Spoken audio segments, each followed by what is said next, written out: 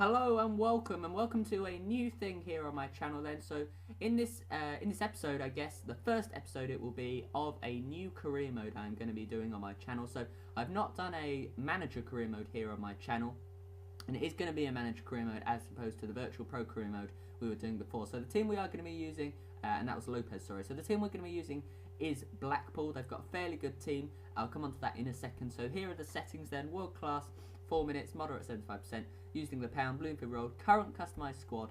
And the reason for that is because we're going to be using the squad that Blackpool had at the start of the season. So, I mean, they've got a number of players who they've bought, maybe, obviously the transfer window is open now, but we're going to be using the team that they had at the start of the season just gone. So that makes it a bit more realistic for as it is, FIFA 13. So this is the manager name. We've gone with Eduardo Ritardo. I couldn't think of a name, so I just thought we'd go with a little funny name, just to use that. So I wasn't really sure about what we could use there. So as I was saying about the team, I'll show you that in a second. They've got a fairly good team. I think it's fair to say their attack is a lot stronger than their midfield, and their defence is a bit stronger than their midfield. So. And their goalkeeper, I mean, we've got one option here, but they do play the 4-3-3 formation, so it'll be the first time I've really properly used that for an extended period of time on FIFA 13. So these are the players. Then we've got Jilks, Erdley, Baptiste, Everett, Craney. So I mean, they're fairly good players. Martinez, Ferguson and Sylvester. Unfortunately, Martinez and Sylvester aren't the best in the world. Taylor, Fletcher, Delfonso and Ince up front. So they're three good players as well. Obviously, this might not be our starting 11, especially considering transfers and whatnot. But substitutes then that it gives us are Halstead, Cathcart, Osborne, Thiago Gomez, Grandin, Dicko and Phillips. So that's a good subs bench to have. And then Eccleston, Basham, Harris, Noguera, Kettings, Bruner, Sutherland. So I can't imagine they'll be played often. They're just probably going to end up being squad players, to be honest with you, unless we do decide to move them on. So here's the squad ranking, just to give you an idea. We've got 9 players above that or on the 70 mark, and a few people just below that. So it's a fairly good team as we're in the Championship. So it's a fairly good team for the level we are at. So the first thing we do then is put Sutherland up for a loan, up for a season-long loan. He is only 23 and he's 58 overall, so there's plenty of room for improvement for him, and he's not going to get games at our club, so it's definitely worth moving him on, so hopefully he can gain some match experience and boost his level up.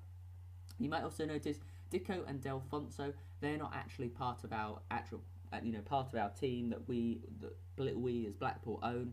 Unfortunately, they're only on loan to us from Dicko from Wigan and Delfonso from Aston Villa. So we're only going to have them for this season. It is a full season loan, but we're not going to have them, permanently, unfortunately. So we do also list Eastham up for loan, as well as that guy there, Kettings as well. So we also have to adjust the budget. So you might notice we've been given 3.6 million and not a very good weekly wage. But we do bring that transfer budget down and bring the wage budget up, so it just gives us that bit more of a chance to compete in the market, because we're not going to be able to buy lots and lots of players outright. We are going to have to loan players, especially because obviously of the position we're in. So the first thing we do then is not bid for Pirlo, but we do bid for Pogba. So he's 19, so obviously plenty of room for improvement, although obviously we're not going to actually be buying him outright, so that isn't going to matter too much to us. But he is at a good level as he is now.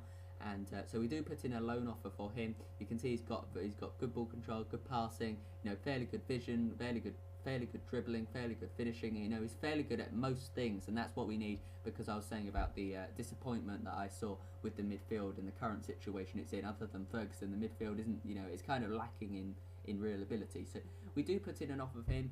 Is obviously his salary we have to just buy outright, and we do put in a 5% clause as well. So we do also put in an offer for Justin Hoyt. He's a fairly good player. I'll come on to him in a second, but that's also the contract. So we've got no issues with the contract-wise. And here's our task to get to the quarter-final of the Domestic Cup. So as I was saying about Justin Hoyt, then he's a fairly good player. I mean, he's quick, he's young. He's not huge, he's not very young, but he's certainly got room for improvement. So that's something we want.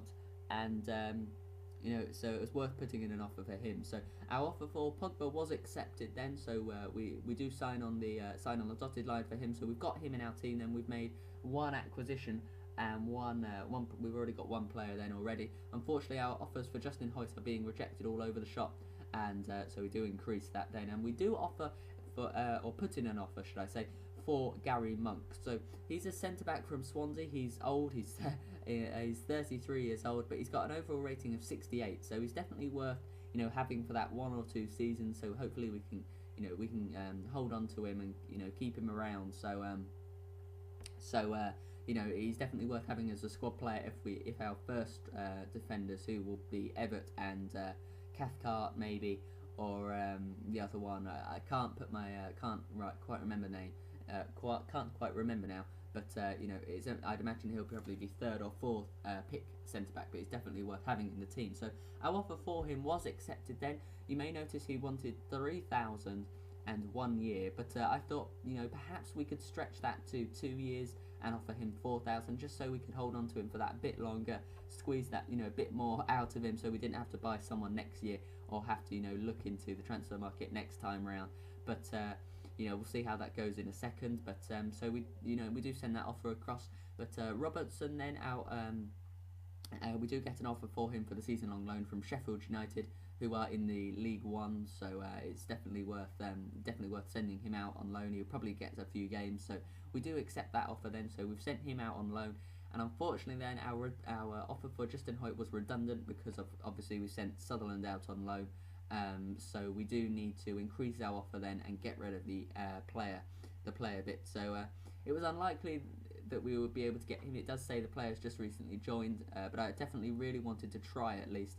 Perhaps we could swing their decision and actually hopefully end up getting him, but we'll see how that goes. But I also wanted to sign this guy, Afolabi Obafemi, and it's not because of who he was.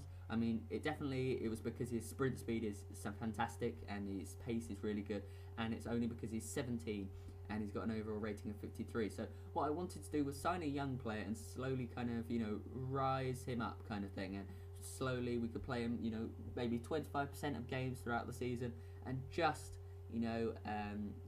watch how he progresses. So I thought that'd be interesting. So I wasn't set on buying him as I came into this career mode. I just kind of found him, but unfortunately our offer for him was rejected then.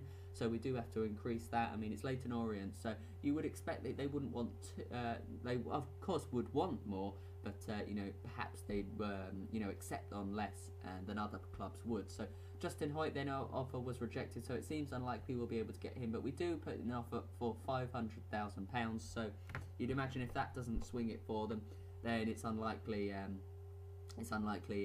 that we'll want to go too much more, especially with the transfer budget we do have. We do accept an offer then for Ketting, so we get a bit more off the wage bill as well, so that's always a nice advantage too.